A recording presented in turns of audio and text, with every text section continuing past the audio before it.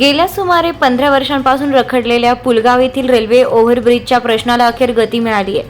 आमदार राजेश बकाणे यांच्या सातत्यपूर्ण पाठपुराव्यामुळे पुलगाव रेल्वे ओव्हरब्रिज आणि अंडरपासच्या महत्त्वपूर्ण कामासाठी सुमारे 90 कोटी रुपयांची मंजुरी मिळाली आहे. वर्धा बडनेरा रेल्वे मार्गावरील पुलगाव येथील रेल्वे गेट क्रमांक 80 हे शहराच्या दळणवळणाच्या दृष्टीनं महत्त्वाचं होतं. मात्र हे गेट बंद झाल्यानंतर शहरातील नागरिकांना पर्यायी मार्गाचा वापर करावा लागत होता.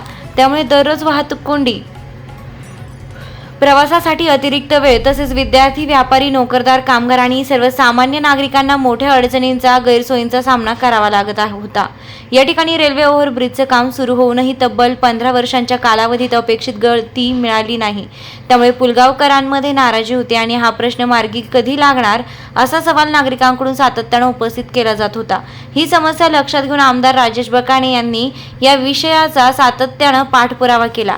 पुलगावकरांचा वाहतुकीची गैरसोय कायमस्वरूपी दूर व्हावी, रखडलेल्या ओव्हरब्रिजच्या कामाला गती मिळावी आणि नागरिकांसाठी सुरक्षित व सुलभ वाहतुकीची सुविधा निर्माण व्हावी यासाठी अंडरपासची ही मागणी करण्यात आली आहे.